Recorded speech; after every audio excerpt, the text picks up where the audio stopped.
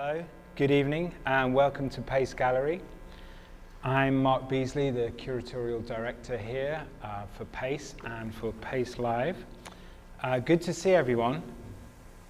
Thank you for joining us tonight, and also welcome to all those out there in streaming land and remote viewing. Welcome to you. Our Pace Live event tonight is presented in collaboration with the Architectural League of New York, and we're very pleased to welcome and offer our thanks to Mario Gooden, our moderator and fellow speaker with Torkwase tonight. Quick introductions, very quick introductions. The bios are so long, but it would take forever, but I've edited. Anyway, Mario is the director of Mario Gooden Studio, Architecture and Design, and a professor of professional practice at Columbia GSAPP, where he's also the interim Master of Architecture Program Director and co-director of the Global Africa Lab. He is the president of the Architectural League, and this evening he will be discussing the history of infrastructure in Dyson's, or rather Torkwase's, practice. Tonight's program, as I mentioned, is live streamed from A Liquid Belonging, the work you see behind you, Torkwase's new site-specific show at our New York gallery here on 25th Street. Dyson has had solo exhibitions at the Kunstmuseum Schloss Derneburg, Colby College Museum of Art, the Graham Foundation, the Schuylkill Center for Environmental Education, and the Suzanne Lemberg Usdan Gallery at Bennington College. She has participated in group exhibitions at the Baltimore Museum of Art, the Smithsonian National Museum of African Art, the Whitney Museum of American Art, the Museum of Modern Art, and the California African American Museum. She's also the Architectural League's Vice President for Visual Arts. So I'd like to say a quick welcome and thank you again to Mario and Torkwase. Some housekeeping notes, or maybe not, they're very brief. Our program lasts approximately an hour. If everybody could silence their cell phones, that would be much appreciated. Again, thank you and welcome, and over to Mario to begin. Thank you very much. Thank you, Mark. Good evening, everyone. You're supposed to say good evening. On behalf of the Architectural League, it's really a pleasure to be here at Pace in conversation with artist and my dear friend Torkwase Dyson at the site of this monumental, brilliant, and exciting exhibition entitled A Liquid Belonging. Thank you to the team here at Pace, to Hansi Lau, Everett Laidlaw, Francesca Clerjune, as well as Gracia Ross, Mark again, and Morgan Shannon Smith for making this possible and for hosting us this evening. I'd also like to give a big shout out and thank you to Anne Rieselbach, Program Director at the Architectural League, for your brilliance, enthusiasm, and sheer will to make this happen, as well as to Rafi Lehman, Program Manager at the Architectural League, for Rafi's hard work and support. So Torkwase, first, congratulations on this tour de force installation. There's so much I really want to talk to you about tonight, from the architectural scale of the work as interventions into the white cube, and we can talk about that here on this floor, as well as the garret, that's what I'm calling it, on the 7th floor, to the materiality and the architectural details of the construction, as well as space making. But first we want to talk about infrastructure and the history of infrastructure in your work. And it seems to me that in your practice, infrastructure spans various terrains. And I know that you've brought a few slides here to maybe give some of us who aren't as familiar with your work a bit more of an introduction. So maybe, and you were reminding me that this goes back to 2006, an exhibition 16. At I-Beam. Mm-hmm. So I'll turn it over to you, and then I'll come back and we'll dive deeper. Okay. So I'm smiling because Mario and I have been in conversation since 2016, so I feel deep gratitude and love between these ongoing conversations that we've had. And I recently rewatched the conversation that we had in 2016, and I'm really excited around the rigor and your total commitment to space as a political terrain and to exploring the different grounds in which art comes from in your rigorous work. So I'm happy to dive into the history. I take this as Mario's asked me sort of to dig into my crates. That's the way I've been describing this, and so I have. So I'm going to go back a few years and talk about how this all began and talk about the ways in which my work is dealing with geography, but not a single geography, but ground in which sort of this new development of infrastructure, architecture is indelibly tied together in relationship to climate change specifically. And the sort of my hinge, architectural hinge, I will say was Hurricane Katrina, and understanding the relationships between the levees, the walls, the engineering of the levees, and how the sort of spending power of communities in relationship to their infrastructures is a real life or death situation. So after Katrina, after the levees broke and the waters were to rise, at the moment I was teaching at Spelman College, and a week later I had about 30 people at my house, housing them from moving and migrating from New Orleans to Atlanta. And in that moment, I turned to this idea of how do we develop infrastructures and architectural spaces that had to do with autonomy in relationship to our quotidian and day-to-day lives. So I started with my first object that I would call people could stand on or occupy. My dear friend Greg Tate used to call it the grassy knoll when I was talking to him about what can I do to make electricity or power free for people. So this is where it started, sort of post-Katrina, space to use, gather renewable energy so we could live a day-to-day life. So this is the sort of system that is going to run through the images that I'll go through pretty fast. And I'll say what they have in common. It's recycled materials, an idea of how to use and deal with energy resources, community public space, and exchange. So again, I'm going to go through them pretty fast, so you'll get the rhythm and the idea hopefully by the end. So our grassy knoll, I'll do this for our audio people. So our grassy knoll,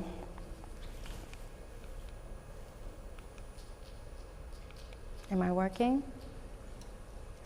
So quite literally, I had no idea what I was doing. This is sod on top of plywood. That was it. That was it. No water to be found. So in 3 days, it turned what? A lovely beige. So this was the interior, solar panels, battery banks, light, public space, elevation shifts, and renewable energy. That project led me to the Schuylkill, where I said, okay, so how do I scale this up in relationship to what I learned about the politics of scalar systems? This was the utopian idea that I would make a space that was solar powered and then for the public. And we did that. I did that by teaching myself SketchUp, teaching children SketchUp, holding these workshops, drawing really out of passion and love with these beautiful children and saying, okay, the public space is yours.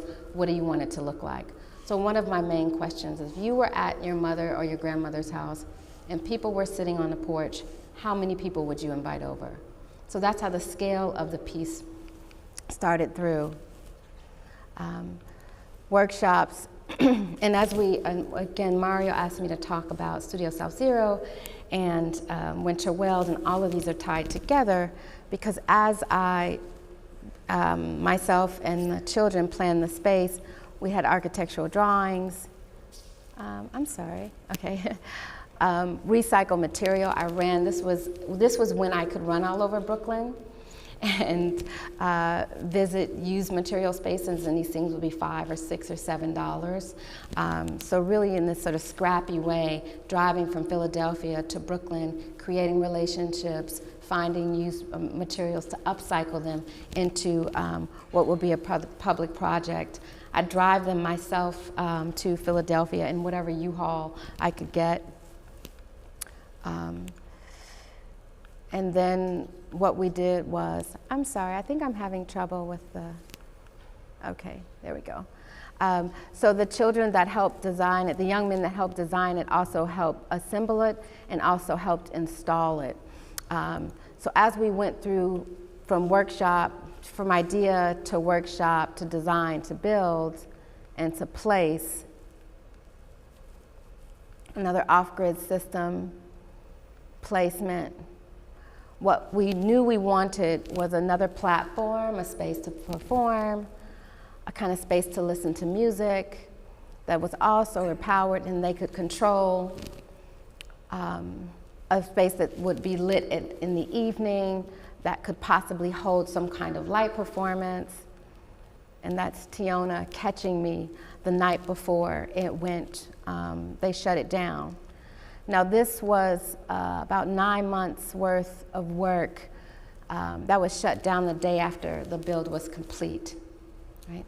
And so, of course, there's an ocean of what I didn't know and an ocean of what I didn't know how to ask for. But what I did learn is that you can have an idea, you can ask a group of people how do they live their individuals and regular lives, and you can design for that purpose with their lifestyle in front. So after this devastating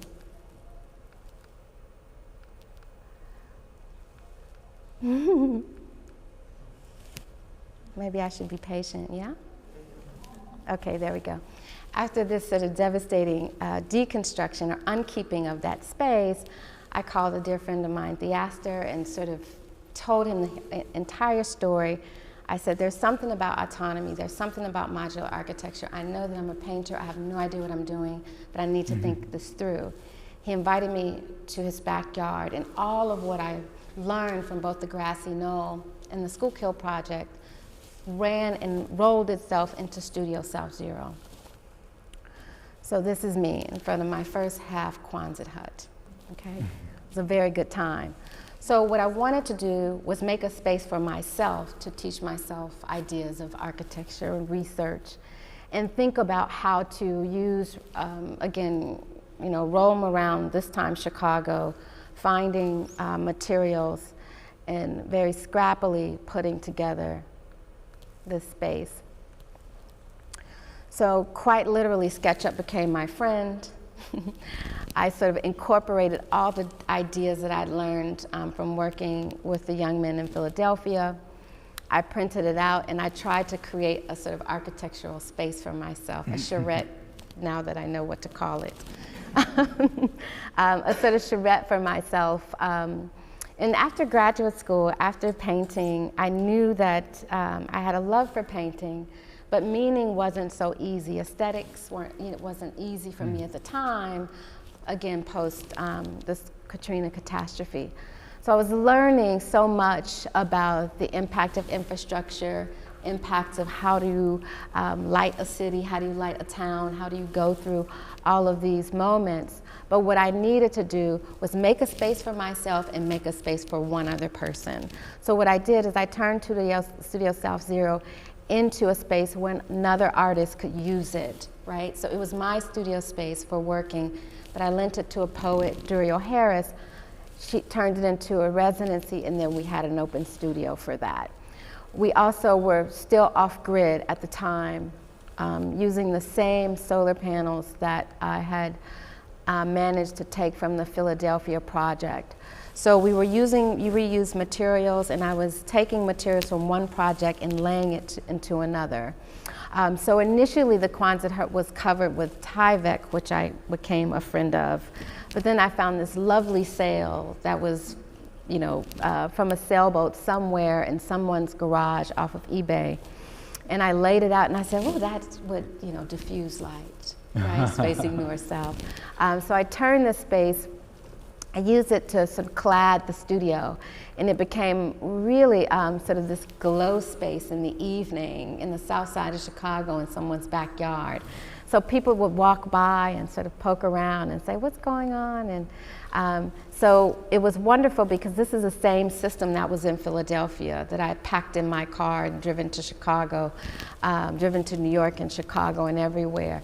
So this idea of infrastructure and architecture is not only indelibly tied in the grounds of the work, but also the grounds of my relationships and my friends and how community was built.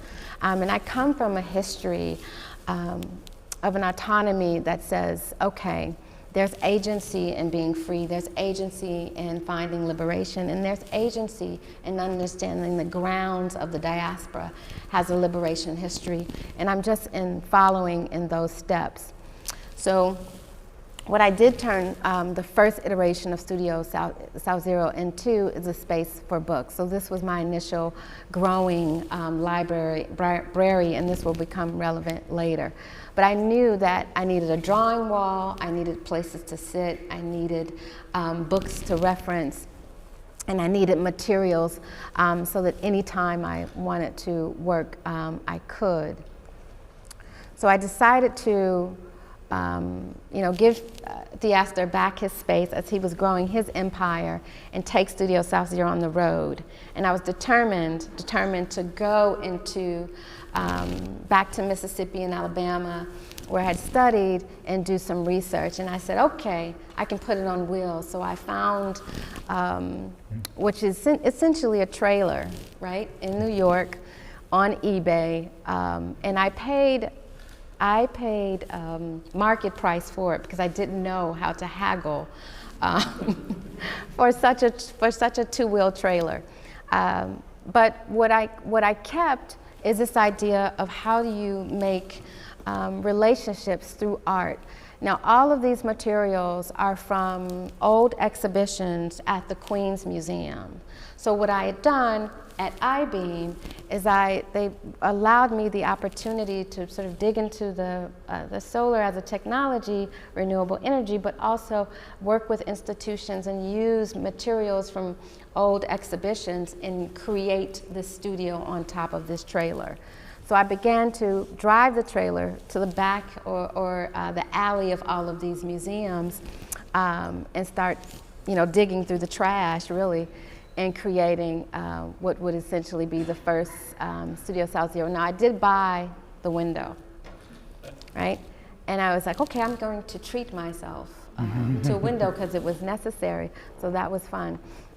So as you see, the same solar panels went from Philadelphia to Chicago to the Kunstmuseum. Same off-grid system with a couple of things that were changed out, but the battery bank was building. But this line through access to energy, access to enclosures, and access to a creative space is what sort of got me where I am now. This is it at the Socrates Sculpture Park where I sort of finished it. And also, so I used this, just like Chicago, as a studio space to then draw and make this. And make this. So this cladding that came from the ramp was also recycled material. So that cedar took me a long way, right? So I kept that cedar and stored it in Studio South Zero after this project went up. So then I drove Studio South Zero to the south, I'll look at my notes, but started talking to other architectural teams about this idea of a roving studio. And I lent it again to other artists to use the space. And just like we do, we make a space, we share a space. Is the space, effective for those who want to use it?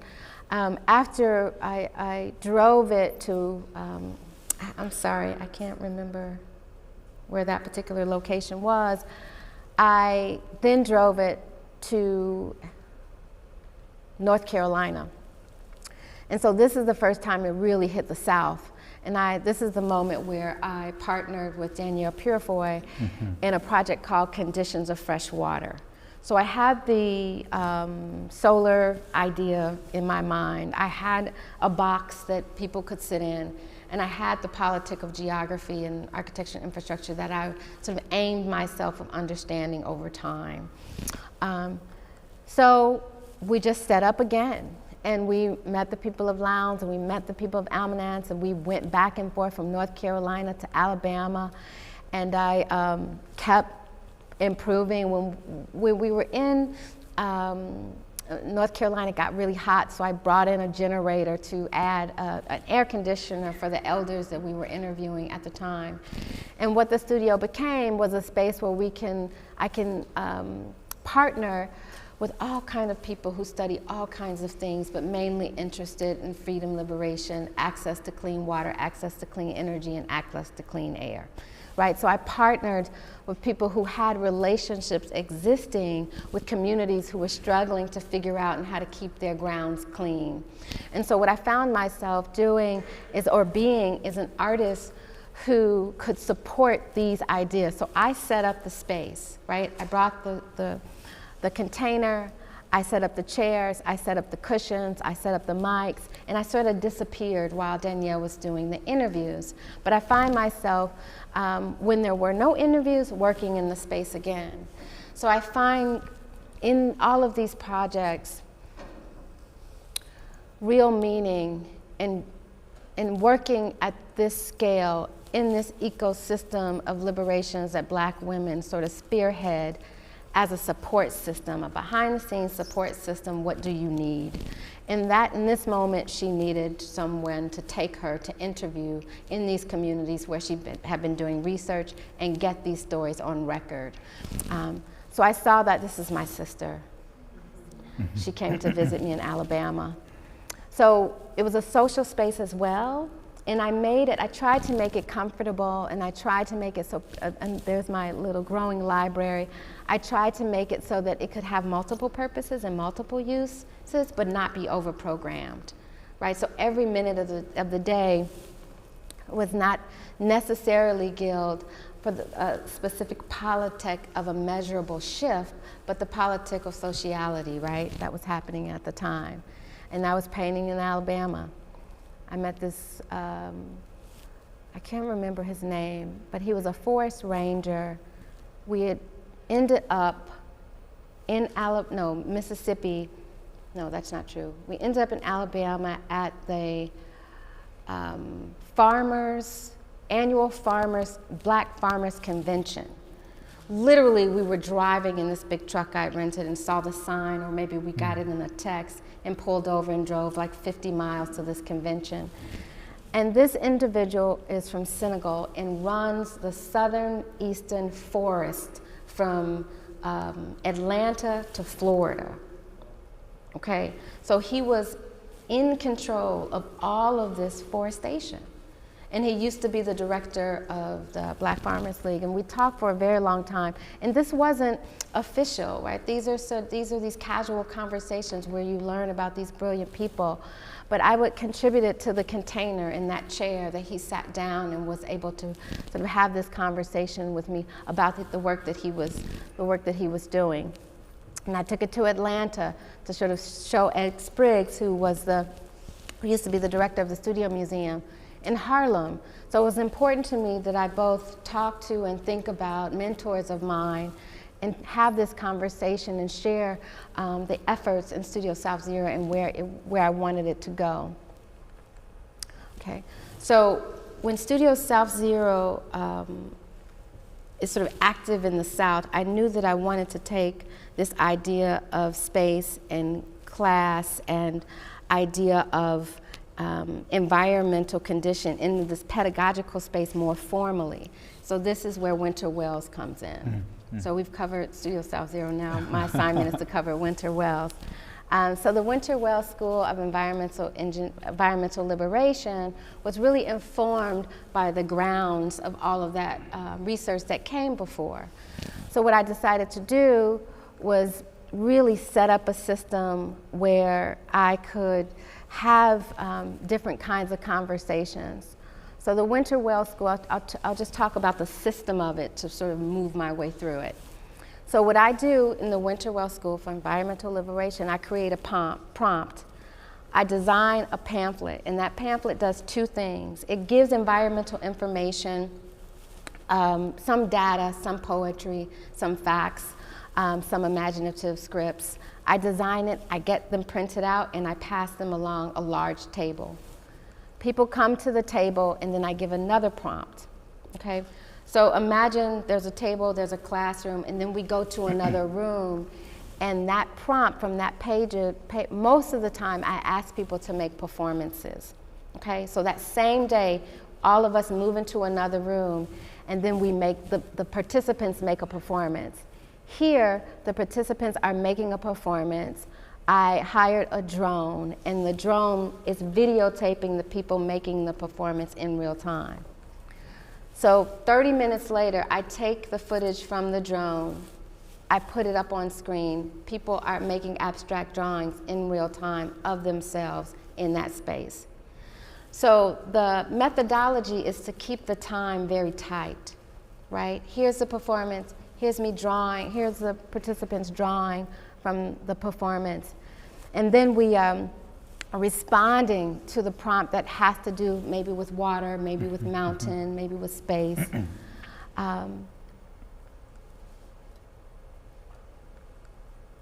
So the workshops, you can bring string, you can bring paper. Sometimes I have poets, sometimes I have architects.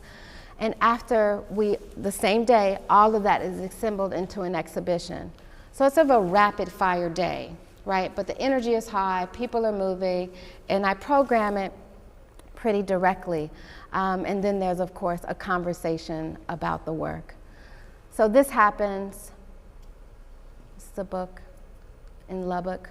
And what I'm asking people to do with the paper itself is also treat it as an architectural space. Treat it as a space to create different kinds of infrastructure through ways through. In Lubbock, Texas, conversations, co-teaching. So what happens at the end, we then all map out what we've created from this conversation and talk about it. So that's sort of the system of the Winter Wells condition that I sort of bottled up. And you've participated in one of the Winter Wells projects at the Drawing Center. Right. So the way in which sort of and I'll stop there, infrastructure works is through this practice and sort of troubling this idea of both pedagogical systems, how we understand, how we come to know things, and how we come to build safe spaces to understand and share our stories. Yeah. So this all feeds into the grounds of my practice as a whole. Yeah, I mean, I find it fascinating also to think of how architecture or infrastructure is actually generative for this work, for your paintings, and I think that it would perhaps not be such a great leap to imagine the space of Studio South Zero, the rectangle of that, as the space of Henry Box Brown. Absolutely. Or to think of, and there were some of the hyper shapes in the architecture that you were making, the half Quonset hut as the upside down partial hull of the ship, where Black creativity gets generated, or the area that you were making, you and the Schuylkill project, for the dancing, for the trapezoidal space, or the garret, if you will, thinking of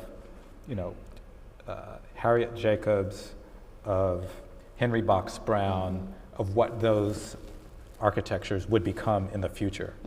So kind of working backwards and then working forward again to how we get here.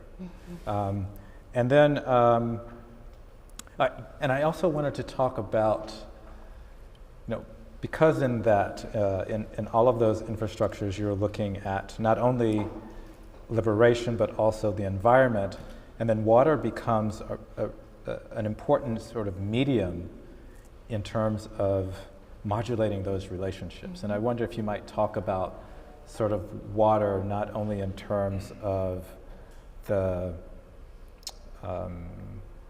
let's say the perilous relationships that Black bodies have with water, whether or not it's when the levees broke, or we could think of Flint, Michigan, or even Jackson, Mississippi more recently, but now water as a kind of infrastructural site of Black creativity. I think what sort of drives water into a further kind of idea of liquidity, and I've, really sort of committed myself to, as you know, a practice of diving and thinking about diving specifically in the Gulf Coast and the Atlantic, so that I can understand how water is situated in both our everyday life, right, and this sort of phenomenological condition of water. So within the Winter Wells School, I often ask participants, what in the morning, when is the first moment you come in contact with water? Is it a drink of water by your bed? Is it in the shower? Is it a drive someplace? But these ideas of water in relationship to proximity have to do with water in relationship to wellness, right? So I can't make this work and without understanding water in relationship to liquidity, in relationship to the trajectory of becoming Black, right? And as we talked about, the shapes that make the Black over time, and not have those shapes come into my consciousness and unconsciousness. And what I think that, the second part of your question, I'll answer this way. Oftentimes, when we're going about our day and we sweat in our hands, or we have water by us, we hesitate, and for some people it just makes us nervous, trying to keep the water out of our homes, right? Trying to keep it out of our cars. Leaks are bad things. Leaks are bad things. But our bodies are full of these containers of water. And I know and understand that water has a molecular structure that can transform, and I believe host different kinds of information. And so these sort of enclosures that also have the capacity to enclose water in relationship to built environments, more specifically infrastructure, is a life or death for Black people because of our spending power, again, in relationship to water and infrastructure. So it's that way it sort of makes its way, water, makes its way in my work. It's a continued, politic. And it also is my sort of reality in the diaspora, right? I feel, when thinking about water in relationship to its globalness, I feel grand, I feel love, I feel connected. I understand that water as both continued terror and water as both continued binds that keep us looking over at each other, right? Across oceans and across lands. So I'm proud of that looking by distance, yeah? And I think that, water is the politic of every moment. It's a continuum in my practice, and it's a continuum in the work. I start all of the work on the ground, right? I started with pools and pools of water, and I'm thinking about these connections, right? And I'm thinking about those connections of being Black while I'm understanding how slavery created a conditions of oppositional consciousness in relationship to water. So I know that I'm battling against that. So that just makes me kind of work harder, trying to correct my consciousness in relationship to the history of water as well. Yeah, I mean, it seems that it does become, I guess, ontological, and I'm thinking of the title of this show, A Liquid Belonging. The previous show that was here was I Can Drink the Distance. So there have been you know, in your last several exhibitions, this water or liquidity not only perhaps describing a certain process, but a way of being or a way of understanding one's relationship to the environment or to the world. Absolutely. I think that with liquid of place, liquid belonging, language also, I use it as a beacon, right? So sometimes I struggle with titles, sometimes they come later, sometimes they pop in my head. But I use language as a beacon oftentimes as someplace where I want to get poetically, right? And everything doesn't have language, right? Art objects often don't have words. They have a sort of consciousness, an ethos, a kind of unspeakable presence. So while I'm finding myself to the things that are unspeakable, I sometimes need a beacon. And the language is around liquidity and water is also to keep myself, to keep my mind understanding, and while we're talking about water and movement, that movement for Black people in relationship to water, in relationship to liquidity happens at registers, right? And what I mean by that is sometimes for liberation, we need to be absolutely still, right? Still waters gets freedom, right? And sometimes we need to be absolutely, you know, hurricanes, right? Hurricanes get freedom.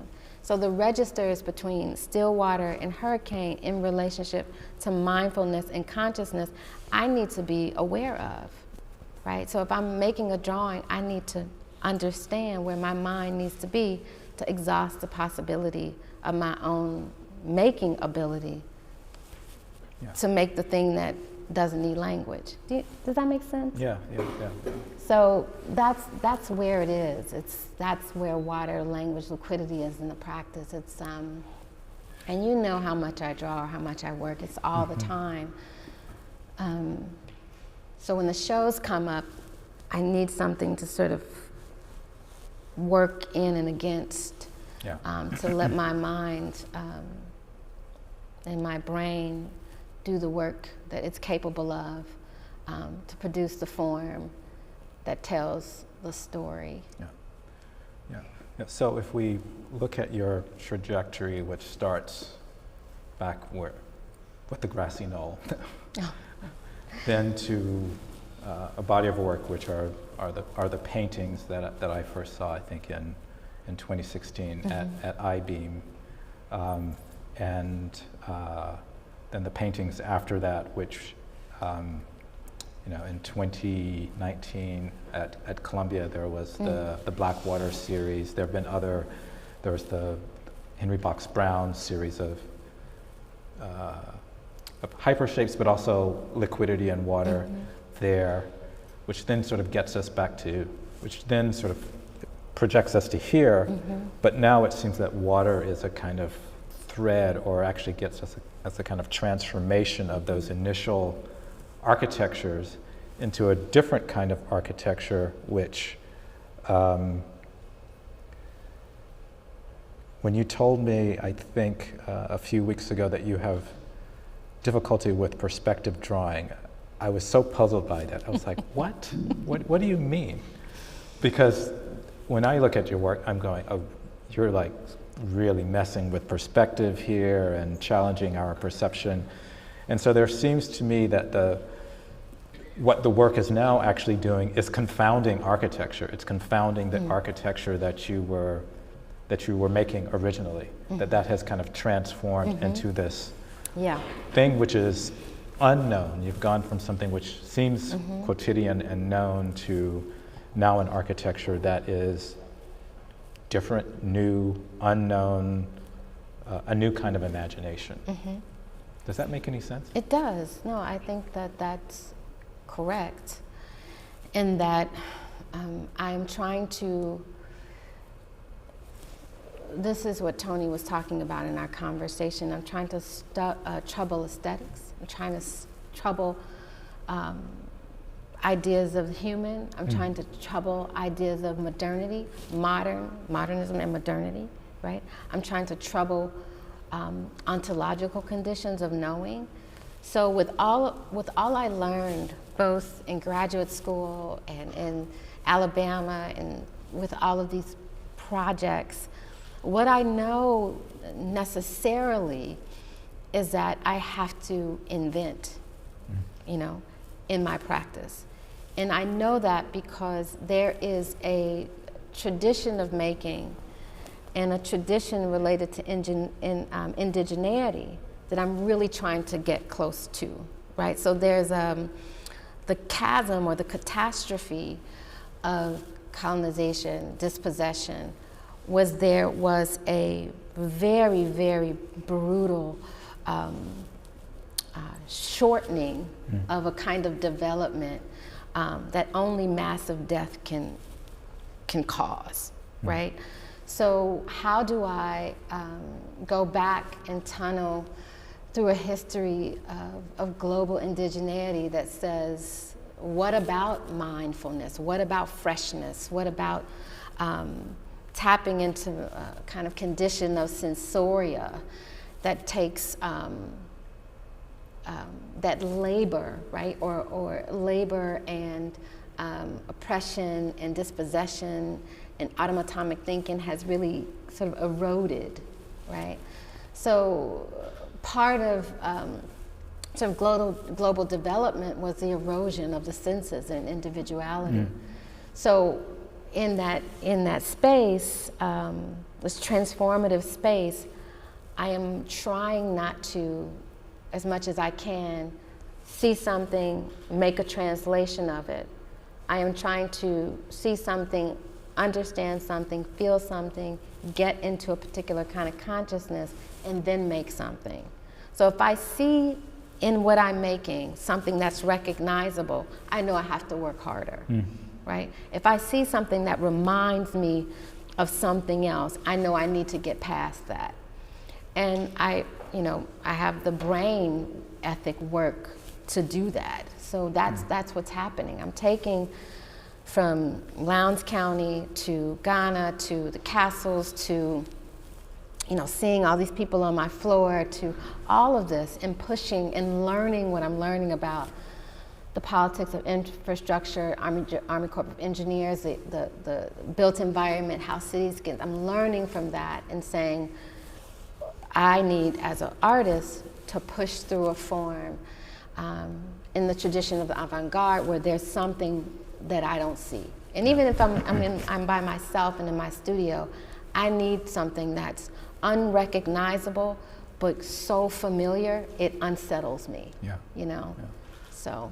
Yeah, and can you talk maybe a little bit about how the title of this show, A Liquid Belonging, kind of allows us to swim into those thoughts or float into the thoughts of the space that we can walk into and inhabit here? Sure. So this idea of exhausting the possibilities of my thinking, liquid belonging says to me, in my using this language as a beacon, is say that I belong to these histories of participation. I belong to these histories of research. I belong to these histories of brilliant thinkers. Mabel sitting right in front of me, and I don't know what year it was, but I recently moved to New York, and I had reached out to Stacy Sutton, who was at Columbia, and I begged to interview Mabel. This was more than 10 years ago.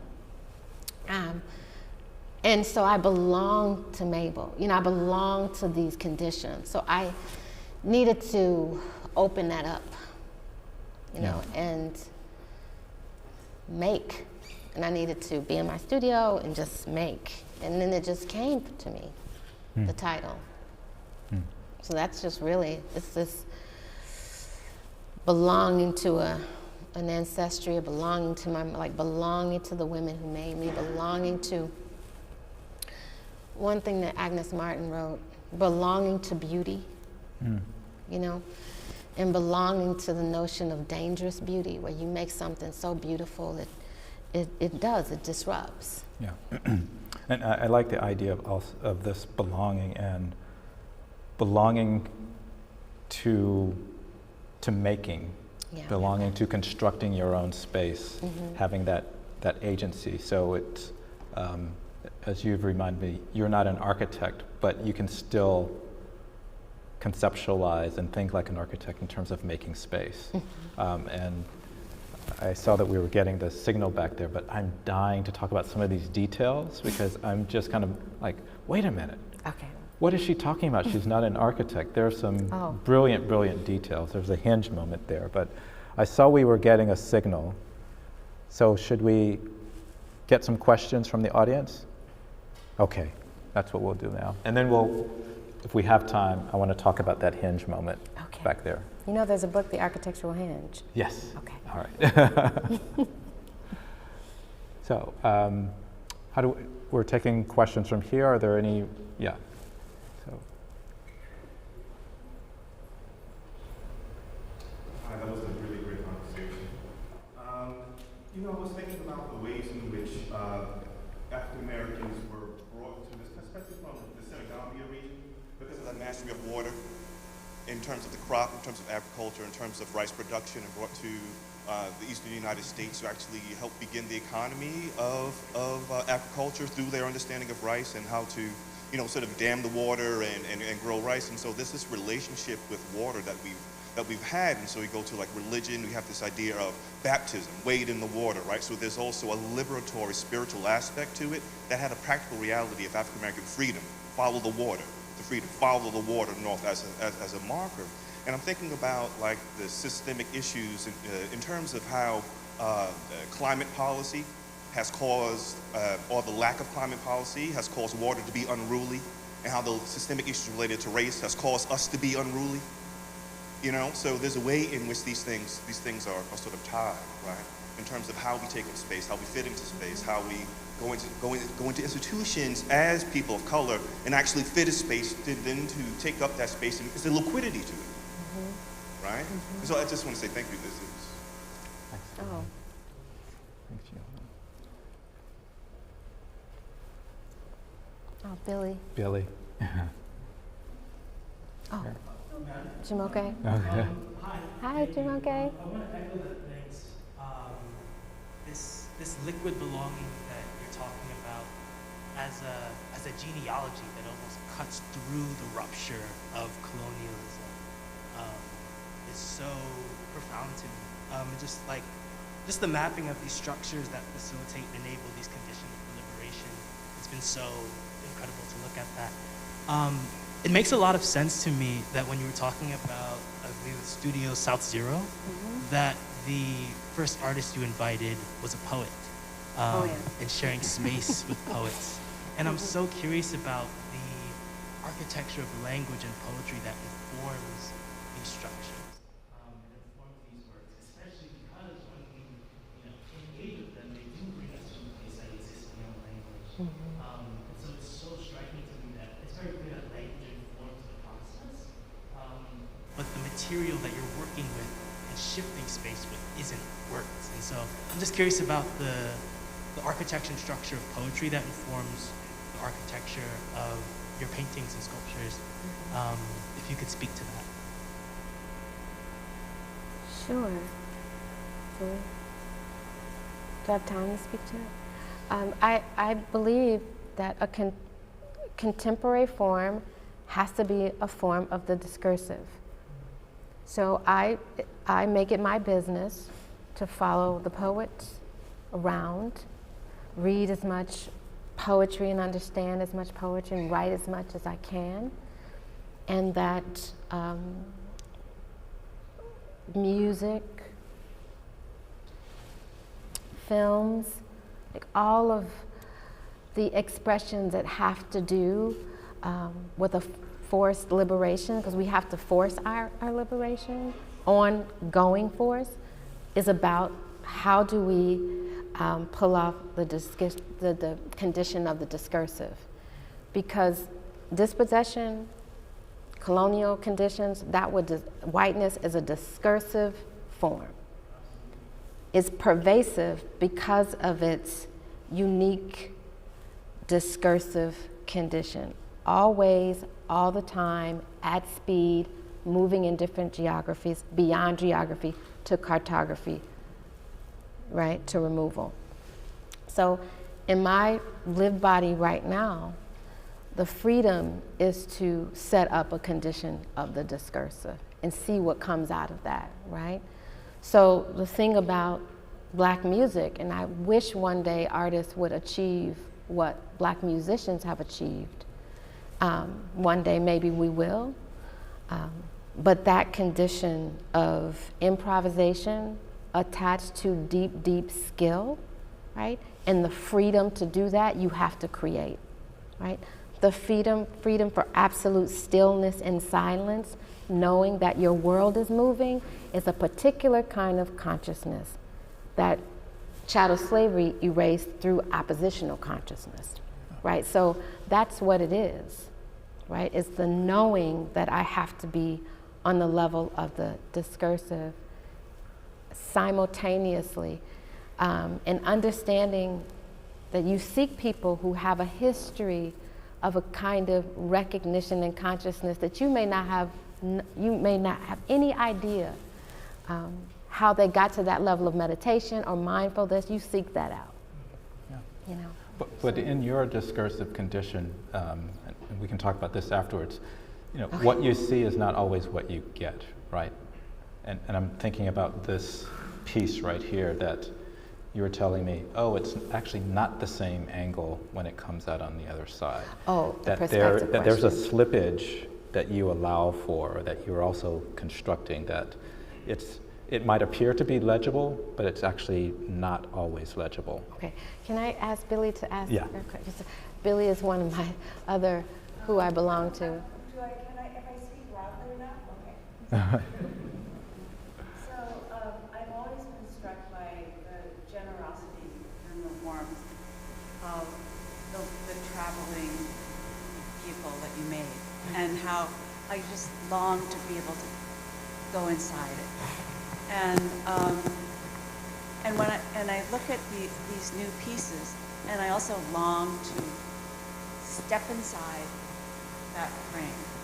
And at the same time, it's a very different sense, because you're stepping inside the frame, but either you're sort of transformed when you get to the other side, or you're told that you can't come in.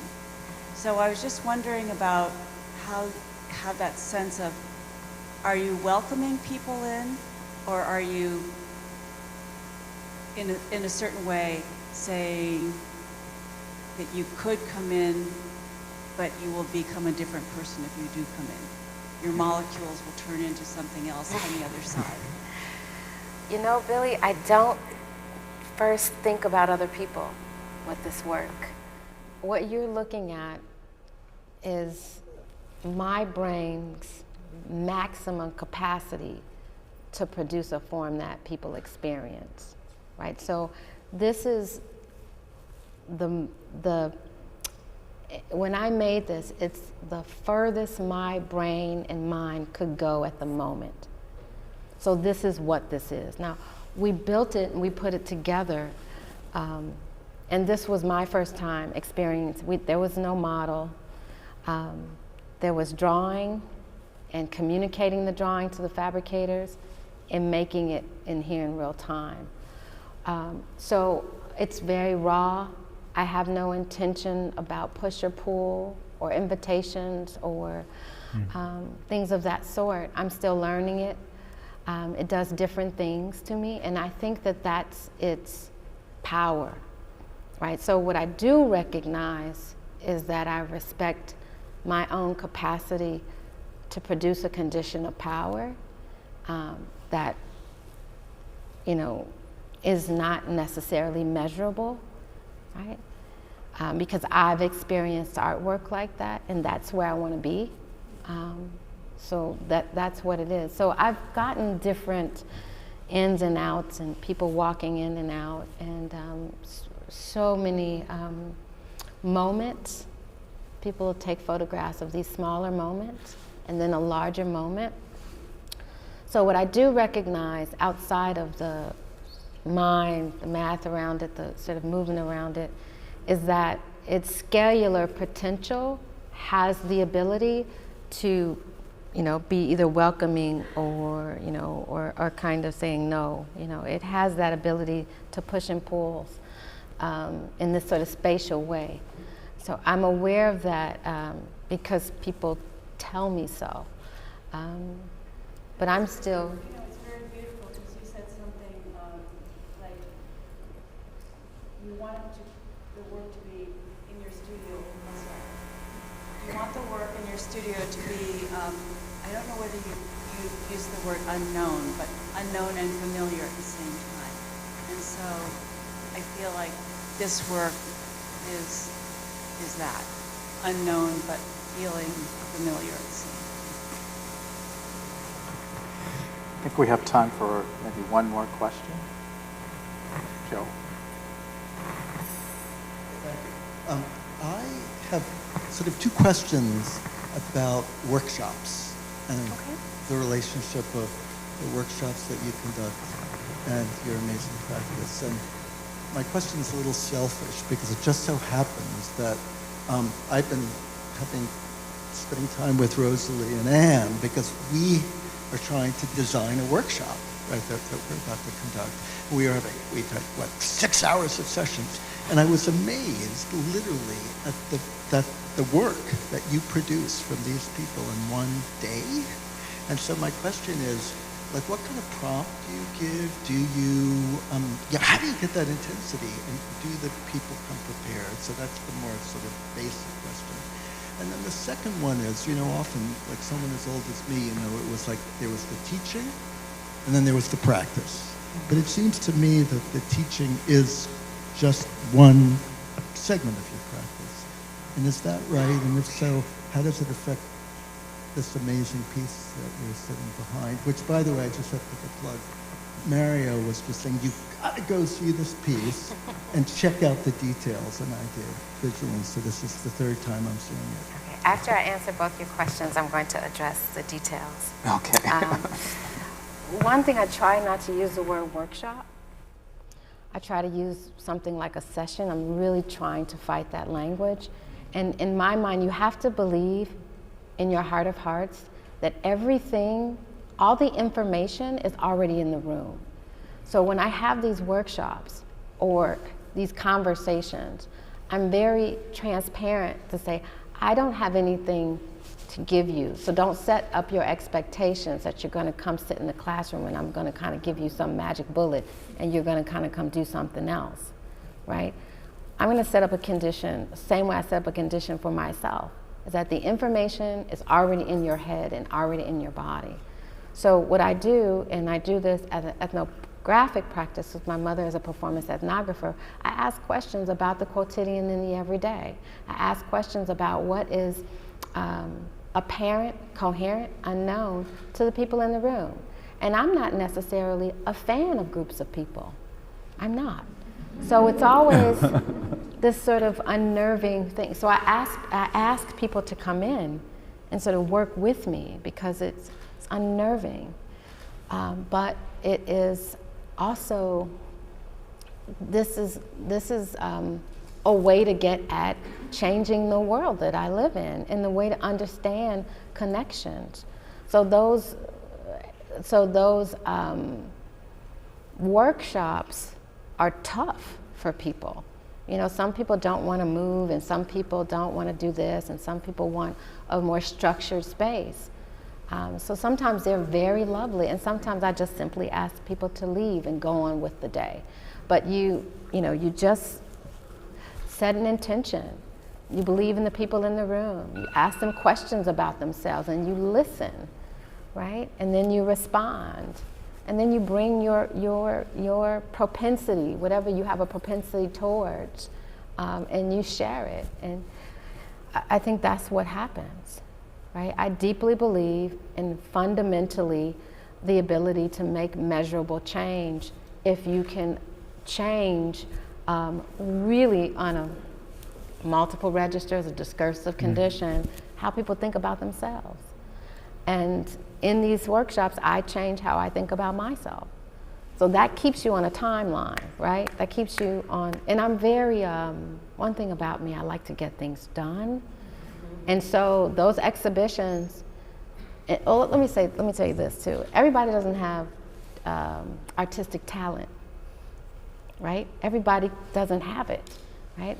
Some people have a talent for, I don't know, I had this one person that just couldn't get composition. And it just confuses me how people struggle with like compositions that make other people respond. He was a poet. No, he was a novelist. So he could understand how to structure a story that I have no talent for, that kind of literature. I have no talent for. Dion Brand is a genius at structure, right? So I have no talent for it. So if you get someone who just can't understand composition, and you put them with someone who can, and you get someone who can't understand language and can't get it right, and it's just crazy and weird, you put them together, right? And you ask them to tear paper and look at each other's work, and something comes up, you know, because capabilities range. And so when you're in those spaces, that you want to tune into people's capabilities and be honest, and then pair them with someone who has a completely different capability and have them work at it. Like if he's a novelist, then he's going to do his novelist stuff in here, right? And that's why, you know, you pull what's already in the room, right? So then he may lead that genius around structure and put things together, even in the conversation. So then he leads the discussion, right? So, you know, you really, that's what I think, you know. So there's so many things that I don't understand why people do. I don't understand why people watch basketball. I'm not sure, you know? But Arthur Jaffa says it's the same 2 points. Like it's the same 2 points. People are flipping all the way upside down to make the same 2 points. But, you know, you have to deal with people's propensity towards things. And if they're not good at something, that means they're really probably fantastic at something else, and get that into the room. And then, you know, organize it, you know, and they have a good time. And one architect was taking the class, and that just happened. She was so frustrated because it was on abstract drawing. Now it said abstract drawing, right? That's what the call was for, and she was so frustrated. She could not get it, right? And I explained what it was. I did it with, and I said that maybe that's the thing. You have to be okay with not getting it, but doing it anyway, and it being unrecognizable. And when she let go of something that she could perceive that made sense, she was the best. The whole ethos of the day changed. She was very, very good at organizing space. So it made everything so much more beautiful. So, you know, you have to, you know, just listen, be present, and get through the day. And this drone, people like looking at themselves. This is my last point. People like looking at themselves, right? Most people do. And some people don't. But when you start drawing, and I say, you know, you have to draw while you're moving. This is it. Get one shot. And I throw it up there. And they're like, did I do that? And I'm like, you got 30 minutes to make that drawing. And I go, go, go, go. You know? And it's just like life, you know, life. You know, just bring it in there. And, you know, art is the best. So, not to say the architecture, but art and architecture, you know, and bedfellows. Okay. I think we're being told to wrap it up. Well, thank you, so this is really great. To be continued.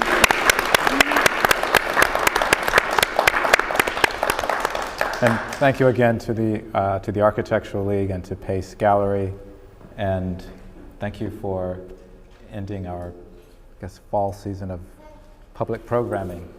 You're welcome. Thank you Thank for you. having me. Thank you, everybody. Woo!